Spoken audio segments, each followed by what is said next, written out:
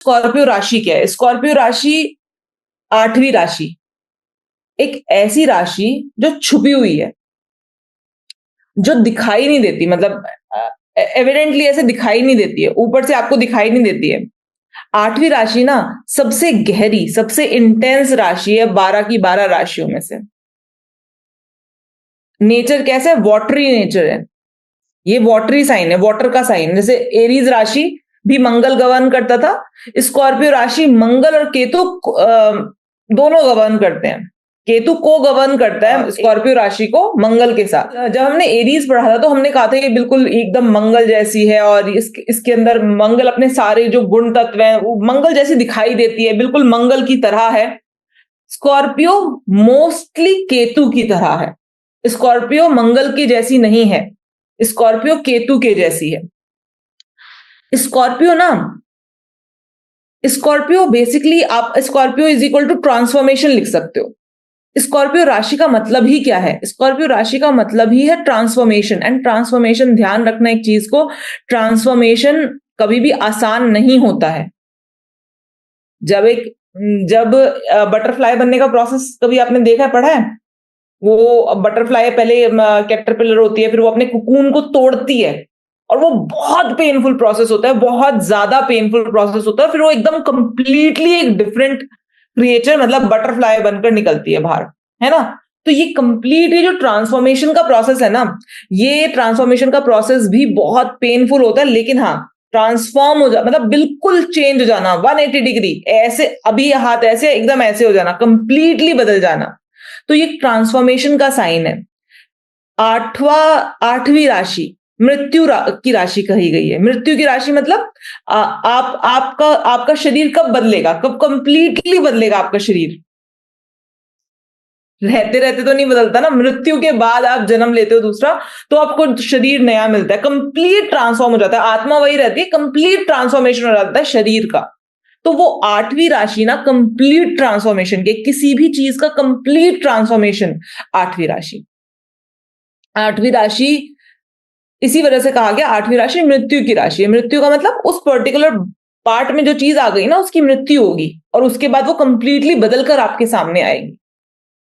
अब सैटर्न अगर आपका आठवीं राशि में है, सैटर्न किसी का, सैटर्न आठवीं राशि में है, तो पहली बात तो वो जो काम करता है ना, वो समझा नहीं पाएगा मैं क्या काम करता हूं, क्योंकि आठवीं राशि ना समझ नहीं आती। आठवीं राशि समझ नहीं आती, आठवीं राशि का आप जस्टिफिकेशन नहीं दे सकते।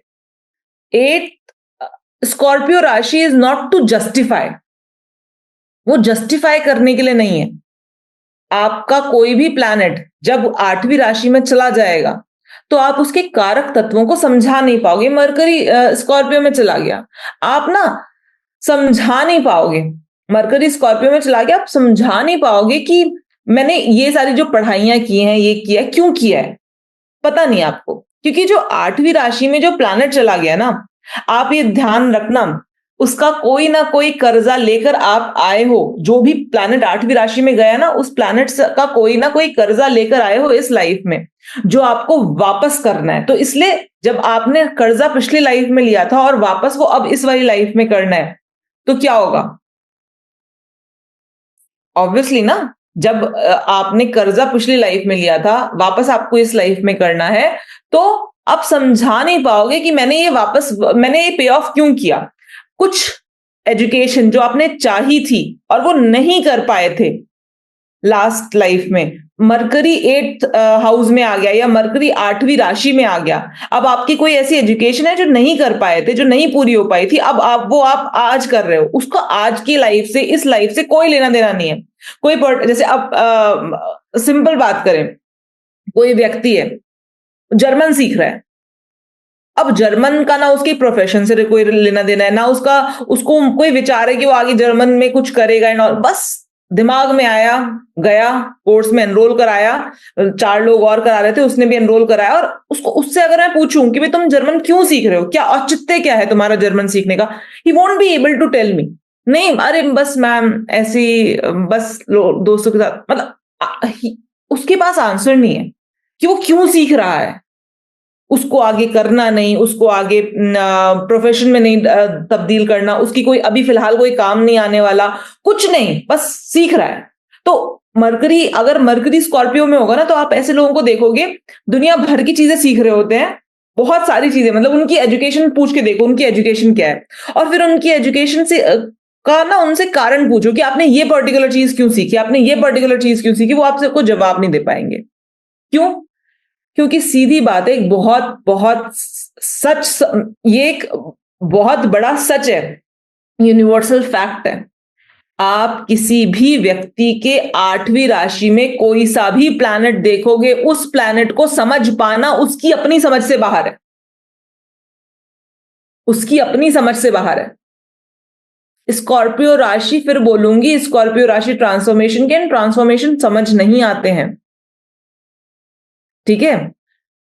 किसी का वीनस स्कॉर्पियो में चला जाए, वीनस स्कॉर्पियो में चला जाए, ऐसे व्यक्ति को अपना स्पाउस समझ नहीं आता है, उसका बैकग्राउंड, उसमें ऐसे व्यक्ति को जो भी स्पाउस मिलेगा उसको बहुत सारी चीजें ऐसी होंगी जो उसको अपने स्पाउस के बारे में ताउम्र नहीं समझ में आएंगी, ना पता चलेंगी।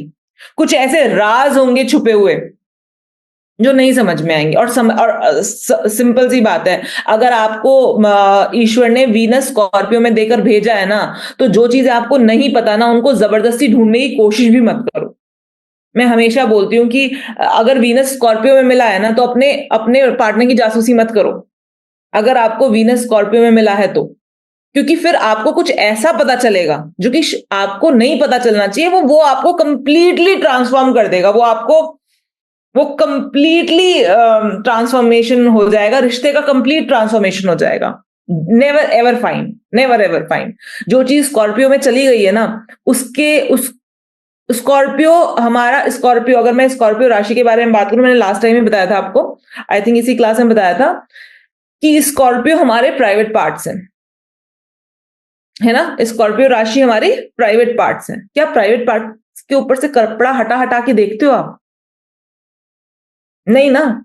मतलब सिंपल सी बात है, हम उनको ढक कर रखते हैं कि ठीक है, चाहे कुछ भी हो, चाहे कितना भी कोई रिवीलिंग कपड़ा पहने, लेकिन अपने प्राइवेट पार्ट्स को नहीं उजागर करता। तो to be very clear on my part, हमेशा जो प्लैनेट स्कॉर्पियो राशि में चला गया, उसके ऊपर से दुनिया को कपड़ा उठा उठा के दिखाने की जरूरत नहीं है। आप नहीं एक्सप्लेन कर पा रहे हो, आपको उस पर्टिकुलर चीज के बारे में कोई चीज नहीं पता है, वीनस स्कॉर्पियो में गया, आपको अपने लाइफ पार्टनर के बारे में 100% बहुत सारी ऐसी बातें होंगी जो आपको नहीं पता होंगी, उनको ढूंढने की जबरदस्ती कोशिश ना की जाए, क्योंकि फिर वहां पर होते हैं कलेश बहुत तगड़े, ठीक है। तो और ये आपके चार्ट में है, मतलब इसका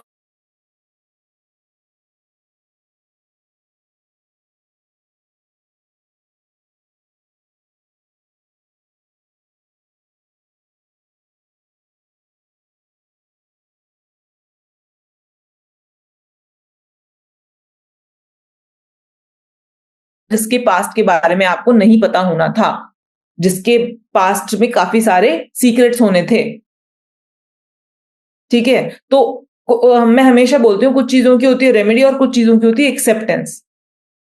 तो ये एक्सेप्टेंस है, ठीक है। सैटर्न सैटर्न स्कॉर्पियो में चला जाए, ऐसा व्यक्ति अपना अपना कि वो मैं क्या काम करता हूं, वो ऐसे एक्सप्लेन नहीं कर पाएगा। सैटर्न केतु के साथ हो, व्यक्ति एक्सप्लेन नहीं कर पाता मैं एग्जैक्टली करता क्या हूं, बताना चाहता भी नहीं है, वो छुपाना चाहता है, क्या छोड़ो ना, मैं क्या बताऊं, ठीक है, ठीक है। सैटर्न स्कॉर्पियो में चला जाए, ऐसे व्यक्ति का जो प्रोफेशन है वो कंप्लीटली ट्रांसफॉर्म होता है, कंप्लीटली चेंज होता है, मतलब वो अपना कोई एक प्रोफेशन त्यागता है और उसके बाद कंप्लीटली दूसरा नया प्रोफेशन स्टार्ट करता है। सैटर्न केतु के साथ हो, क्लोज्ड कंजंक्शन में हो, तो भी ऐसा ही होता है कि एक प्रोफेशन को कंप्लीटली त्यागता है, दूसरे प्रोफेशन को स्टार्ट करता है जो कि कंप्लीटली डिफरेंट होता है।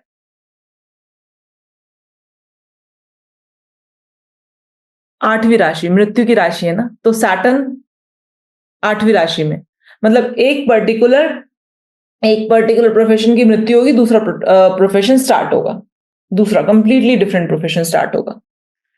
आप हमेशा ध्यान रखना, स्कॉर्पियो राशि is equal to unresolved problem. जो चीज देखो समझ नहीं आती, उसमें क्या बनी रहती है, अनरिजॉल्व प्रॉब्लम बनी रहती है कि हाँ ये चीज ना नहीं, इससे रिलेटेड प्रॉब्लम आपको ताउम्र रहती है। जो भी प्लैनेट स्कॉर्पियो में चला गया, उस प्लैनेट से रिलेटेड प्रॉब्लम को सॉल्व करने की जितनी कोशिश करोगे वो उतना उलझेगा। जितनी कोशिश करोगे उस प्रॉब्लम को सॉल्व करने की, वो उतना उलझता चला जाएगा, उतना उलझता चला जाएगा। क्यों? क्योंकि ये क्या है? ये है आपका बेसिकली, फिर बोल रही हूं कि स्कॉर्पियो राशि का मतलब है केतु। केतु है ना इसका लॉर्ड, इसका जो मेन लॉर्ड है वो केतु है। और केतु को मैंने आपको पहले भी समझाया हुआ है, केतु का मतलब क्या है? केतु का मतलब है लेट गो करना, छोड़ देना, ईश्वर के ऊपर छोड़ देना। केतु आपको तब तक कोई चीज नहीं देता है जब तक आप उसको छोड़ते नहीं हो। केतु के जो सैटर्न केतु है, ये व्यक्ति अपने प्रोफेशन के लिए जितना ज्यादा भागेगा, उसके पीछे उसको इसको अच्छा करने के लिए ये कर लूं, वो कर लूं, ऐसा कर लूं, वैसा कर लूं, उतना ही प्रॉब्लम पड़ेगी। ये छोड़ देगा, छोड़, ईश्वर के ऊपर जो होगा देखेंगे, भगवान की मर्जी होगी तो ठीक है, नहीं तो नहीं। जैसे ही त्याग करेगा उस पर्टिकुलर सैटर्न केतु वाला अपना प्रोफेशन में जितना ज्यादा कॉन्शियस होकर बहुत बहुत मेहनत करने की कोशिश करता है, उसका प्रोफेशन खराब होता है। सैटर्न केतु वाला जितनी मस्ती से काम करता है, उसका कर्म उतना ही ज्यादा बढ़िया रहता है। उसी तरीके से अब आप सब लोगों के चार्ट में कहीं ना कहीं स्कॉर्पियो राशि होगी, है ना? अगर मैं कहती हूं चलो हम भृगु नंदी में, तो फिर भी हम ये पढ़ते हैं कि कोई प्लैनेट स्कॉर्पियो राशि में, तो उस प्लैनेट का तत्व ऐसा हो जाएगा, उस प्लैनेट के बारे में हम ऐसा बोलने लग जाते हैं। जैसे कि अगर मून स्कॉर्पियो में है किसी का, तो उस इंसान के मन की बातें जान सकते हो आप? नहीं जान सकते, किसी कीमत पे नहीं जान सकते। आप उसके साथ पूरे दिन बात करो, पूरे दिन, तब आप उसके मन के अंदर की गहराइयां नहीं जान पाओगे। आप उसके मन को पढ़ ही नहीं सकते हो। मून स्कॉर्पियो में चला गया, अब आप इसके मन को नहीं पढ़ पाओगे। मून केतु के साथ बैठ गया, क्लोज कंजंक्शन में आके बैठ गया, आप ऐसे व्यक्ति के मन को पढ़ ही नहीं सकते हो। वो आपसे पूरे दिन बात कर लेगा, लेकिन उसके बावजूद अपने मन की बात नहीं करेगा। तो सन सन स्कॉर्पियो में चला गया, अब सन स्कॉर्पियो में चला गया, आप ऐसे व्यक्ति की, आपके सामने ऐसा व्यक्ति आएगा और आपको मतलब लगेगा कि हाँ ठीक है, होगा ये कोई नॉल, और वो होगा कोई बहुत बड़ा अथॉरिटी वाला या कुछ ऐसा, मतलब आप उस व्यक्ति की अथॉरिटी को जज नहीं कर पाओगे।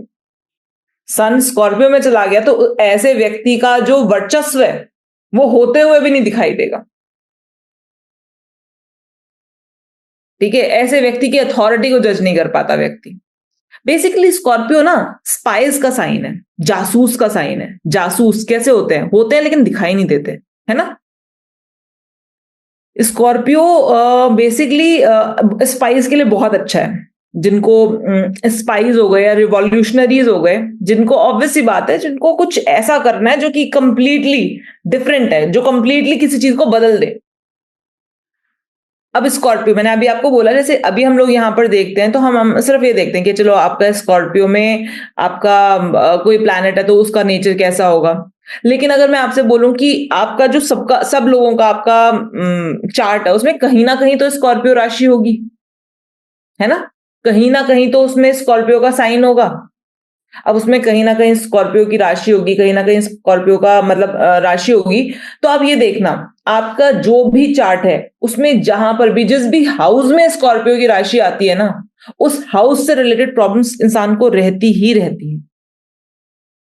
उस इंसान को उस पर्टिकुलर हाउस से रिलेटेड प्रॉब्लम रहेगी रहेगी, वो जिंदगी में सॉल्व नहीं होती। वो बंदा बार बार पूछता है इस प्रॉब्लम को कैसे सॉल्व कर लूं, इसके लिए ये उपाय कर लूं, इसके लिए वो उपाय कर लूं, और वो पूरी जिंदगी अगर उस पर्टिकुलर हाउस के उपाय करता रहा ना, वो प्रॉब्लम तब तब नहीं सॉल्व होनी, होगी ही नहीं सॉल्व। समझ में आया? क्यों क्यों नहीं होगी solve? Scorpio sign, Scorpio sign, आपने एक चीज सुनी होगी, हमेशा सुनी होगी, हर एस्ट्रोलॉजर के मुंह से सुनी होगी कि मृत्यु अटल है। सुना है ना? अगर आप जितनी मर्जी रेमेडी कर लो, जितनी मर्जी रेमेडी कर लो, आप अपनी मृत्यु को टाल सकते हो? नहीं तो हमने हर बार देखा है, रावण तक ने कोशिश की पर मृत्यु नहीं टलती। मृत्यु तो आएगी आएगी, ये एक शाश्वत सत्य है। तो जिस तरीके से मृत्यु अटल सत्य है ना, उसी तरीके से स्कॉर्पियो साइन में जो प्लैनेट बैठा है उसका चेंज होना अटल सत्य है, उसका ट्रांसफॉर्म हो जाना अटल सत्य है। समझ में आ रहा है? स्कॉर्पियो स्कॉर्पियो साइन जहां पर भी है, जहां पर भी आपकी कुंडली में जहां पर भी है स्कॉर्पियो साइन, वहां से रिलेटेड दिक्कतें रहना वो तब तक रहेंगी। मृत्यु हमारे लिए अटल सत्य है, तो हम क्या करते हैं? हम सोचते हैं ज्यादा उसके बारे में? हम सोचते ही नहीं है। हम कहते हैं यार इसको छोड़ो, भगवान ने जब तक जीवन दिया तब तक भैया खुशी से जी लें।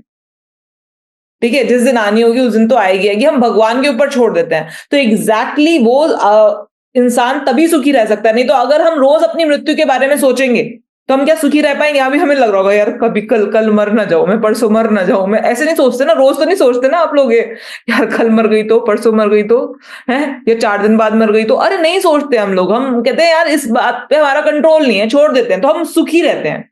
आप समझ रहे हो? हम सुखी रहते हैं। जब कोई भी व्यक्ति, आपको कौन सा लाइफ का कौन सा ऐसा पार्ट है जहां पर आपको ध्यान नहीं देना है, या फिर आप कह लो कि उस पर्टिकुलर चीज को वो पर्टिकुलर चीज चेंज होगी, ये शाश्वत सत्य है, उसके ऊपर ध्यान नहीं देना है।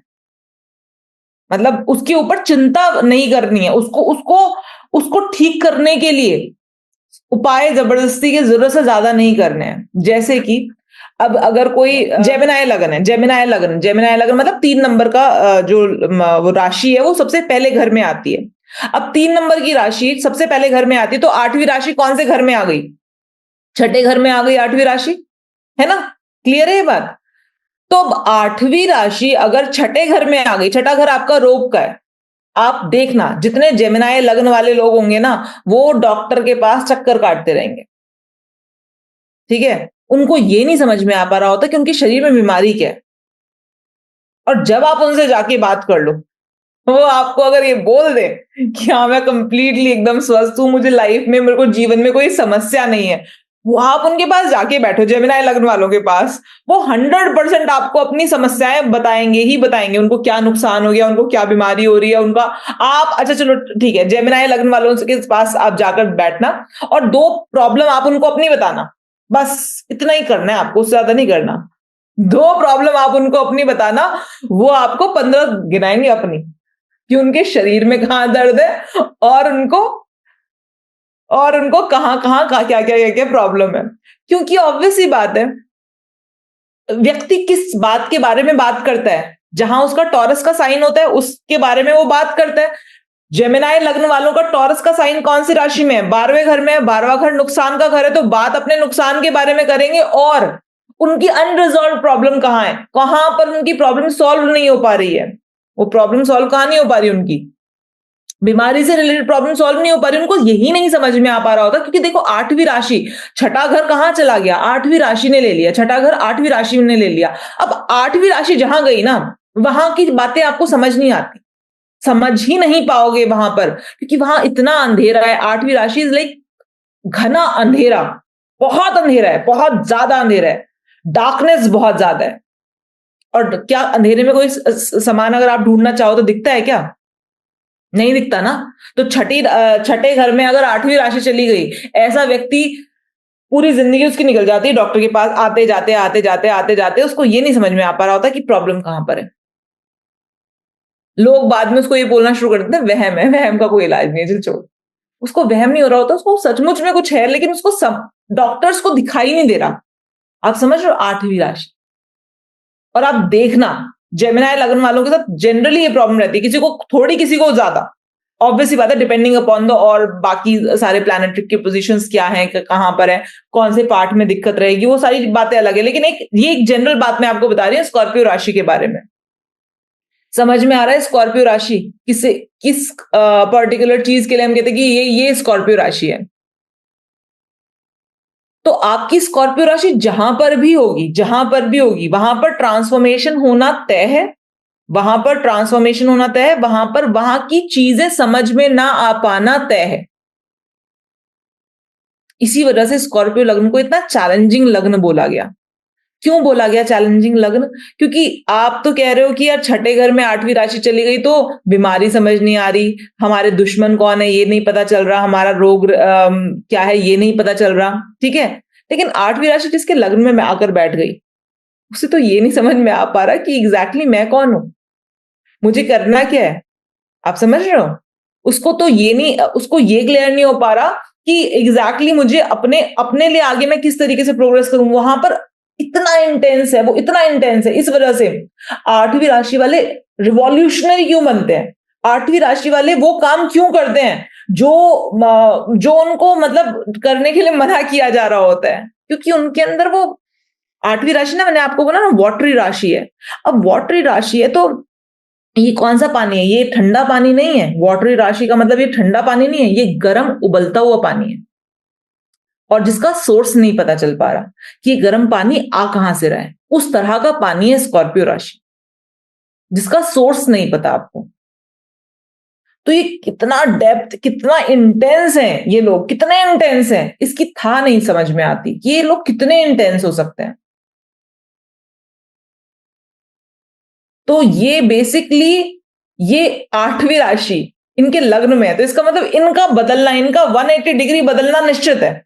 अगर किसी का बच्चा 8वीं राशि में पैदा हुआ है, मतलब लग्न का है, और वो बिल्कुल नहीं सुनता, बिल्कुल नहीं मानता, बिल्कुल ऐसा इरिटेटिंग है, बहुत ही ज्यादा, मतलब आप उसकी पर्सनैलिटी को लेकर बहुत दुखी हो, तो इट्स अ गुड न्यूज। क्योंकि ऑब्वियस ही बात है, अगर वो अभी ऐसा है तो वो 180 डिग्री ट्रांसफॉर्म होगा ही होगा, that is for the sure कि वो 180 डिग्री ट्रांसफॉर्म हो जाएगा, वो ऐसा रहेगा नहीं। अगर वो अभी इरिटेटिंग है, अभी प्रॉब्लम दे रहा है, अभी बहुत ज्यादा परेशान कर रहा है, वो खुद बहुत परेशान है, इस समय पर वो बहुत परेशान है, बहुत प्रॉब्लम में है, उसको उसको समझ नहीं आ पा रहा। बेसिकली वो बटरफ्लाई है जो कि कैटर अभी फिलहाल कैटरपिलर है, वो फिर एक दिन अपना कुकून तोड़कर निकलेगा एंड ही और she will fly like anything.